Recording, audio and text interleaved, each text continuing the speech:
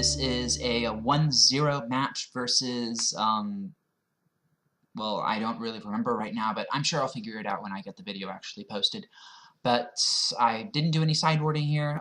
Just as a reminder, this is my list. It's a little bit slower than the list that I was playing before, just because my local meta is a little more controlling than I was expecting. But here we go. And yes, I rolled a 1. It happens a lot more often than it should.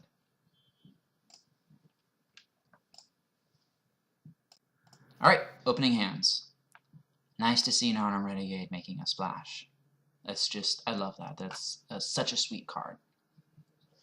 So, this hand. I don't have that much digging power, but I have some. And it's a double lantern hand, which I usually don't like seeing. But I could shuffle my own deck if I was getting that desperate. And I have a bell, and I have a welding jar because why not? And I have surgical because why not? So it's not the strongest hand, but then again, I don't want to take my chances with rolling to 6 on this one, because it's not the strongest, but it still could do work with a little bit of luck. And my opponent does decide to keep here. Yeah, they've just got all sorts of good stuff in here. Step links. So I did not expect. And here we go again. Those busted draws. Lantern into Ghoulcaller's Bell, first turn. Get that draw control going right away. And look at that, Ensnaring Bridge. Now the reason why I played my second Lantern as opposed to Bell is because if I see an unfavorable draw on top of my opponent's deck, then I don't want to have to mill my Ensnaring Bridge in order to take it. So my opponent fetches here, pumping up their links to a 4-5.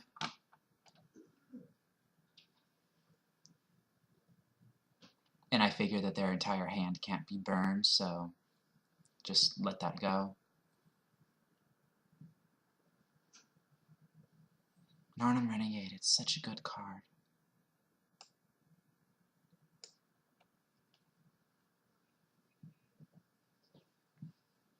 I understand that Fatal Push is all the hype right now, but Fatal Push isn't as effective against 1-drops. I mean, against 2-drops, it'll net you a bit of tempo, but it's just not that effective against 1-drops, especially these decks that just flood the board. You got Step Links, you've got Narnum Renegade, you've got Wild in the Cattle, and you have Reckless Bushwhacker. Now here I do land Ensnaring Bridge, but please note that Narnum Renegade is a 2-3. If my opponent plays a land, then Step Links is also a 2-3, and they did play a land, pumping up Step Links. And here they go with Reckless Bushwhacker. Which I don't think they realized that Reckless Bushwhacker does pump up their creatures, so we've got a 3-3, a 3-3, and a 2-1. So probably not the best choice on their part, because Ensnaring Bridge would keep Renegade and Step Links from attacking. But it doesn't matter anyway, because at their beginning of combat step, I end up playing Surgical Extraction on the Wooded Foothills. Now, it really didn't matter in this instance what I played Surgical Extraction on, because I just wanted to get out of my hand. But since I was only really being attacked with Reckless Bushwhacker anyway, then I guess I could have saved it for a more relevant target. But at this point, the biggest thing that I was worried about was Step Links. And extracting a fetch land is the best thing against them. Yep, we've got a few more fetch lands in play, one of each basic, 4 Heaths, 4 Foothills. Also Gorklan Rampager. I haven't seen that one in a while. Alright, and they just pass their turn. And again, here I figure their entire hand can't be burned. Or even if it is burned, then they can't kill me even if it's Boros Charm, Boros Charm, Boros Charm. They can't kill me. They'd need help from Step Links.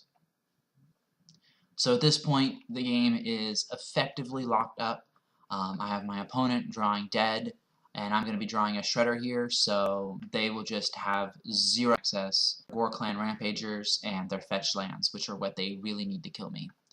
They do pack quite a bit of burn in the main deck, too. I was very surprised. It's nice to see that. Quite a bit of burn, lots of Loam Lions, and only 2 Monastery Swift Spheres. And here I'm just controlling draws. And at this point, actually game, right now I'm just going to my default action, which is get to 6 lands in case I find Infernal Tutor first, and then find Mechanized Production. And we're just digging some more. And I believe it's at this point that my opponent concedes. Yeah, it's at this point my opponent concedes. Right here.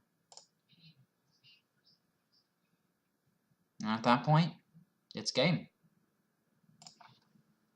Thanks for watching, and if you have any suggestions on what sort of archetypes I should be playing against next, feel free to find me on Cockatrice.